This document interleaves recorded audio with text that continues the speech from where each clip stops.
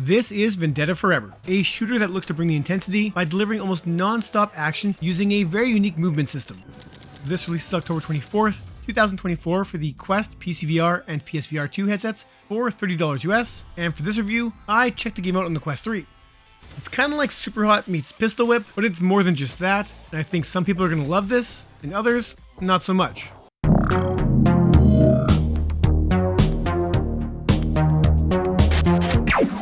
Hello action junkies, Ryan for the VR Grid here, and before we get to it, if you enjoyed this video, don't forget to like it, subscribe if you like us, leave a comment with your thoughts on this game, and if you want to join the VR conversation, check out the Virtual Boys podcast, which airs live every Thursday at 9 p.m. Eastern Time.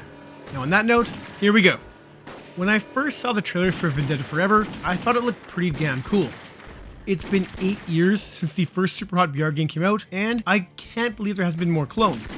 While there's been a few efforts to kind of emulate that formula, Vendetta Forever looked like something similar, yet totally different, and I couldn't help but be excited by what I saw.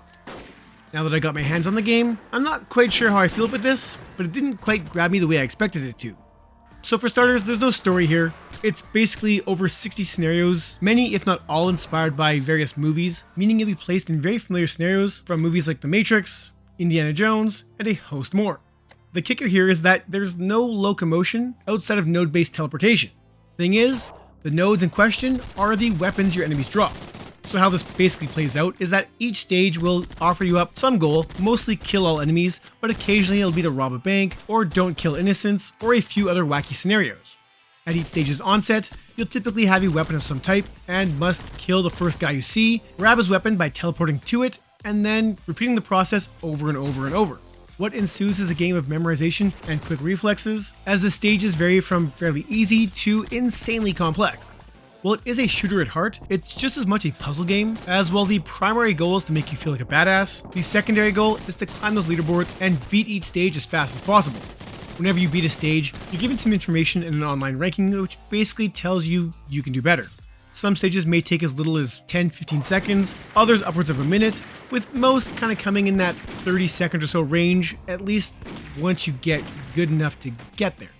On normal difficulty, I struggled on some stages and definitely gave up on more than a few, as it just became troublesome to try and fail again and again, thanks to one particular encounter that may have always done me in.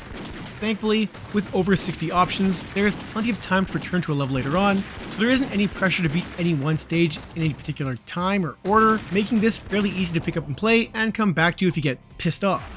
I mentioned Pistol Whip, not just because this is majorly a shooter. I mean, you do get other weapons like katanas, glass bottles, knives, and a host more throwable objects, but by and large, this is a dual-wielding shooter that also offers mods to make the game easier or harder. Of course, your end level points are changed by those mods, but if you just want to mess around, have fun, and feel like a badass, some of them make the game really easy. I can definitely see where this will grab some people, and they can spend hours in here just trying to get those max scores, and I get it. I praised Zombieland Headshot Fever for that exact same game loop, but here, it didn't quite grab me in that same way.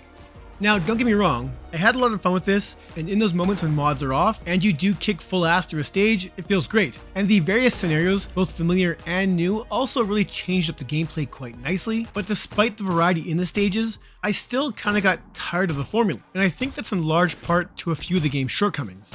Thrown objects sometimes don't always go where they're thrown.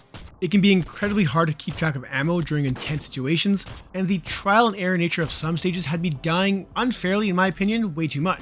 I know the challenge factor here is the kind of main drive, but for myself, sometimes it kind of got a little in the way. Like I said though, when you do get in those flow states and everything comes together, you can't help but feel like an absolute badass, and it is where the game shines. Speaking of shining, I thought the visual presentation worked alright. It has a very minimalist art style with white enemies and simple colored stages, but it works. And that simple art design allowed the developers to make pretty much anything they wanted without having to spend a ton of time making sure all the details look perfect. There just isn't a lot of details. So while that art style is intentionally lacking, it does allow for a ton of variety in the stages, which once again is where this game shines.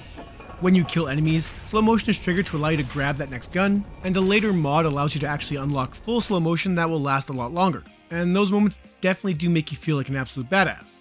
Now, sound-wise, the audio's on point, guns sound great, and the soundtrack does kick ass, though it might be fairly generic. and I really have no complaints here. I mean, everything happens so fast, it's pretty hard to tell when the spatial audio is being used. It is, but the stages come at you so fast that trying to pay attention to audio cues is damn near impossible, and it's much easier to just duck and move and turn and scramble to shoot whoever you can. But that's the nature of the game. It's fast paced to a point of insanity, and when it works great.